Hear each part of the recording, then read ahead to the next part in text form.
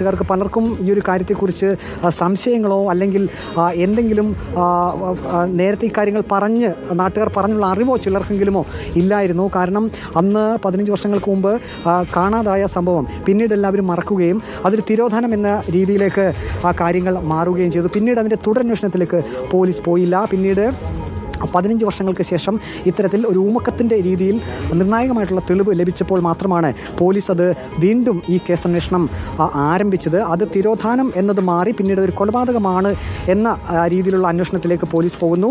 ഇപ്പോൾ ഇവിടെ ഈ പുരയിടത്തിന് സമീപം അനിൽകുമാറിൻ്റെ മാന്നാറിലെ വീടിൻ്റെ പുരയിടത്തിൽ തന്നെ സെപ്റ്റിക് ടാങ്കിനുള്ളിൽ മൃതദേഹം കുഴിച്ചിട്ടു എന്ന നിർണായകമായിട്ടുള്ള വിവരമാണ് 4 പേരും സമാന രീതിയിൽ പോലീസിന് മൊഴി നൽകിയത്. മൃതദേഹം കുഴിച്ചിട്ട് അതൊരു കൊലപാതകമാണ് എന്നായിരിക്കാം ആ ഊമക്കത്തിൻ്റെ പ്രതിപാദ്യം എന്നുള്ളത്. അതുകൊണ്ട് തന്നെയാണ് പോലീസ് അതിൻ്റെ തുടരന്വേഷണത്തിലേക്ക് പോയത്. ഈ വീടിരിക്കുന്ന പോലീസ് സ്റ്റേഷൻ പരിധിയിൽ അല്ലെങ്കിൽ ആ പോലീസ് സ്റ്റേഷൻ മുഖാന്തരമല്ല അന്വേഷണം നടത്തിയത്.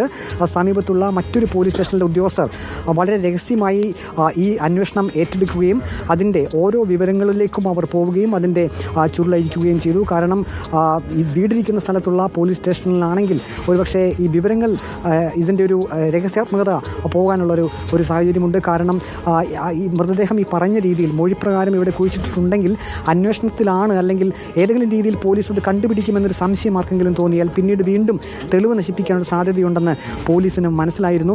അതുകൊണ്ട് തന്നെ ഒരു രീതിയിലും ആർക്കും പരിസരവാസികൾക്ക് പോലും സംശയം തോന്നാത്ത രീതിയിലായിരുന്നു പോലീസിൻ്റെ ഈ ഒരു കേസിൻ്റെ കാര്യത്തിൽ നിരീക്ഷണത്തിലേക്കും ഒപ്പം തന്നെ അവർ തെളിവ് ശേഖരണത്തിലേക്കും പോയത്. അവസാനം പോലീസ് സംഘം ഇങ്ങോട്ടേക്ക് എത്തുന്നു.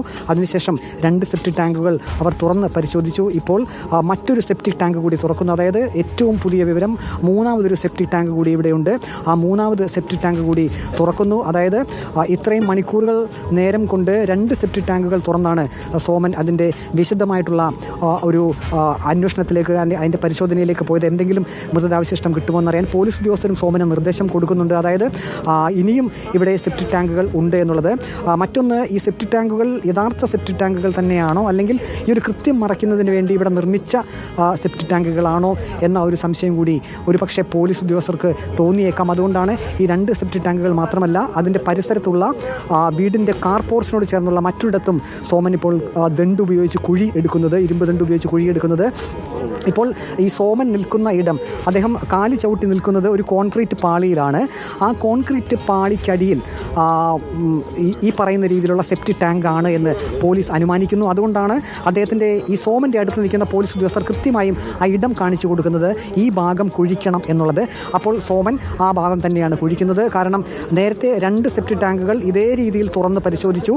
അതിൽ നിർണായകമായിട്ടുള്ള വിവരങ്ങൾ പോലീസിന് കിട്ടി. നമുക്കറിയാം ആ മൃതദേഹത്തിൻ്റെ നമ്മൾ ഈ പോലീസ് ലക്ഷ്യം അല്ലെങ്കിൽ പോലീസ് കരുതുന്ന രീതിയിലാണെങ്കിൽ മൃതദേഹം ചില ഭാഗങ്ങളിൽ അത് കുഴിച്ചിട്ടുണ്ടെങ്കിൽ അതിൻ്റെ അവശിഷ്ടങ്ങൾ ഒരു പക്ഷേ മറുഭാഗത്തേക്ക് മാറി നാം ആദ്യം കണ്ട ഈ 2 സെപ്റ്റിക് ടാങ്കിൽ വന്നു വീണതായിരിക്കാം. അതായിരിക്കാം ഒരു പക്ഷേ സോമന് കൃത്യമായി അത് സംശയം തോന്നി എടുക്കുകയും അതിൻ്റെ ഭാഗങ്ങൾ പോലീസിനെ കൈമാറുകയും ചെയ്തു. ഇപ്പോൾ നാം ദൃശ്യത്തിൽ കാണുന്നത് പോലെ 3ാമത് സെപ്റ്റിക് ടാങ്ക് അതിൻ്റെ ആ ഭാഗത്ത് മണ്ണ് ഇളക്കി മാറ്റുന്ന ജോലിയാണ്. ഏതായാലും പരിശോധന ഇവിടെ കൊണ്ട് തീരുന്നില്ല. പോലീസ് രണ്ടും കൽപ്പിച്ച് തന്നെയാണ് ഇതിൻ്റെ സർവ്വ തെളിവും തോണ്ടി പുറത്തെടുക്കുമെന്ന് തന്നെയാണ് പോലീസ് കൃത്യമായും പറയുന്നത്. സോമൻ ഇതായി കാണുന്നത് പോലെ ഓരോ പാളികളായി കോൺക്രീറ്റ് പാളികൾ ഓരോന്നായി അവിടെ നിന്ന് ഇളക്കി മാറ്റുന്നു. അതിനടിയിൽ ഈ പറയുന്ന സെപ്റ്റിക് ടാങ്കിനടിയിൽ ഇനി എന്തെങ്കിലും തെളിവുകൾ കൂടി കിട്ടുമോ എന്നാണ് സോമൻ നോക്കുന്നത്. ഈ ഭാഗത്ത് തന്നെ പോലീസ് ഉദ്യോഗസ്ഥരുണ്ട്. പോലീസ് ഉദ്യോഗസ്ഥരുടെ കൃത്യമായിട്ടുള്ള നിർദ്ദേശപ്രകാരമാണ് സോമൻ ഓരോ ഇടങ്ങളും കുഴിക്കുന്നത്. സോമൻ നേരത്തെ തന്നെ ഇക്കാര്യത്തിൽ ഈ സമാന രീതിയിലുള്ള പ്രവർത്തികളിൽ അദ്ദേഹം തൻ്റെ കഴിവ് തെളിയിച്ചിട്ടുണ്ട്. ആ പോലീസ് ഉദ്യോഗസ്ഥർ പറയുന്ന രീതിയിൽ അവർ പറയുന്ന ഇടങ്ങളിൽ കൃത്യമായിട്ടുള്ള രീതിയിൽ വൈദഗ്ധ്യത്തോടു കൂടി തന്നെ ആയുധങ്ങൾ ഉപയോഗിച്ചുകൊണ്ട് കുഴിക്കുകയും തെളിവ് നശിപ്പിക്കാതെ അല്ലെങ്കിൽ ഇങ്ങനെ കുഴിക്കുന്ന കൂട്ടത്തിൽ ഒരു പക്ഷേ തെളിവ് നശിക്കാനുള്ള സാധ്യതയുണ്ട്. വൈദഗ്ധ്യമില്ലാത്തവർ ഈ പ്രവൃത്തിയിൽ ഏർപ്പെടുകയാണെങ്കിൽ ഉള്ള തെളിവുകൾ കൂടി ഇല്ലാതാകാനുള്ള സാധ്യതയുണ്ട്. അതുകൊണ്ട് തന്നെ പോലീസ് ഇങ്ങനെയുള്ള സാഹചര്യങ്ങളിൽ അനുഭവസമ്പന്നരായിട്ടുള്ള ഈ പോലീസ് സേനയിൽ അംഗങ്ങളല്ലാത്ത ഇങ്ങനെ വൈദഗ്ധ്യമുള്ള ആളുകളെയാണ് ഈ ജോലികൾ ഏൽപ്പിക്കാറ്. അത്തരത്തിലുള്ള ഒരാളാണ് സോമൻ കൃത്യമായും ആ 2 സെപ്റ്റിക് ടാങ്കുകളിൽ ഇറങ്ങി കൃത്യമായും മനുഷ്യ ശരീരാവശിഷ്ടങ്ങൾ എന്ന സംശയം അത് അങ്ങനെയുള്ള സംശയം തോന്നത്തക്ക രീതിയിലുള്ള കാര്യങ്ങൾ പോലീസ് ഉദ്യോഗസ്ഥർക്ക് കൈമാറിയിട്ടുണ്ട്. പരിശോധിച്ചിട്ടുണ്ട്. 10-ലധികം വസ്തുക്കൾ, അത് അസ്ഥികൾ എന്ന് തോന്നിക്കുന്നവ, ഒപ്പം തന്നെ ആഭരണങ്ങൾ എന്ന് തോന്നിക്കുന്നവ, ഒപ്പം വസ്ത്രത്തിൻ്റെ അവശിഷ്ടങ്ങൾ എന്ന് തോന്നിക്കുന്നവ, ഇങ്ങനെ വിവിധ രീതികളിൽ സംശയം തോന്നിയ എല്ലാ വസ്തുക്കളും ഈ 2 സെപ്റ്റിക് ടാങ്കിൽ നിന്നുമായി അരിച്ച് ഈ സോമൻ എടുത്ത് പോലീസ് ഉദ്യോഗസ്ഥരെ ഏൽപ്പിച്ചിട്ടുണ്ട്. അതും കൊണ്ട് നിൽക്കുന്നില്ല കാര്യങ്ങൾ. കാരണം ഈ 2 സെപ്റ്റിക് ടാങ്കിന് അപ്പുറത്തേക്ക് ഇപ്പോൾ പോകുന്നു. സോമൻ കൃത്യമായും ആ സെപ്റ്റിക് ടാങ്ക് തുറക്കാനുള്ള ശ്രമം തന്നെയാണ്. ഇപ്പോൾ നേരത്തെ ഈ ആദ്യം തുറന്ന സെപ്റ്റിക് ടാങ്കിൻ്റെ ആഴം സോമൻ നോക്കുന്നുണ്ട്. ആ ദണ്ടിൽ എത്രമാത്രം മാലിന്യമുണ്ട് എന്ന് നോക്കുന്നു. അത് കൃത്യമായും ടേപ്പ് ഉപയോഗിച്ച് സോമൻ അളക്കുന്നുണ്ട്. എത്ര മീറ്റർ ആഴത്തിലാണ് ആ മലിനജലം കിടക്കുന്നതെന്ന് അത് കൃത്യമായും സോമൻ ഐഡൻറ്റിഫൈ ചെയ്യുന്നു. അതിനുശേഷം അത് പോലീസ് ഉദ്യോഗസ്ഥരെ കൈമാറാനാണ്. അത് പോലീസ് ഉദ്യോഗസ്ഥരുടെ അടുത്ത് തെളിവ് സഹിതം അത് പറയണം അദ്ദേഹത്തിന്. കാരണം ഇത്ര മീറ്റർ ആഴമുണ്ട് എന്നുള്ളത്.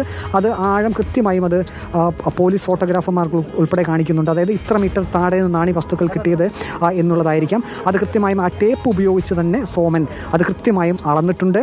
ആ ആഴം എത്രയുണ്ട്, എത്ര ആഴത്തിലാണ് ഈ മാലിന്യം കിടക്കുന്നത് എന്നുള്ളത്. അതിനുശേഷം ഇപ്പോഴും അതിൻ്റെ മൂന്നാമതുള്ള അതിനുശേഷം ഈ സെപ്റ്റിക് ടാങ്കിൻ്റെ വീതിയാണ് അളക്കുന്നത്. അതിൻ്റെ മുകൾ വശത്ത് എത്ര, അതിൻ്റെ തുറന്നിരിക്കുന്ന ഭാഗത്ത് എത്ര വീതിയുണ്ട് എന്ന് സോമനത് നോക്കുന്നു. നമുക്ക് മനസ്സിലാക്കാൻ കഴിയുന്ന നിർണായകമായിട്ടുള്ള തെളിവ് കിട്ടി. അതുകൊണ്ട് തന്നെയാണ് അതിൻ്റെ ബാക്കിയുള്ള തെളിവ്, അതിൻ്റെ വിസ്തൃതി, ഒപ്പം തന്നെ എത്ര ആഴമുണ്ട് തുടങ്ങിയ എല്ലാ വശങ്ങളിലേക്കും പോലീസ് പോകുന്നത്. അപ്പോൾ കൃത്യമായിട്ടും നിർണായകമായിട്ടുള്ള തെളിവുകൾ തന്നെ കിട്ടി. കൊലപാതകമെന്ന് ഉറപ്പിക്കുന്ന തെളിവുകളിലേക്ക് കാര്യങ്ങൾ പോകുന്നു. ഇനിയും ഒരുപക്ഷെ ഇതിൻ്റെ ശരീരാവശിഷ്ടങ്ങൾ ഇനി വേറെ എവിടെയെങ്കിലും ഉണ്ടോ, അത് ഏത് ഭാഗത്തായിരിക്കാം എന്നുള്ളൊരു സംശയം പോലീസിന് ഉണ്ട്.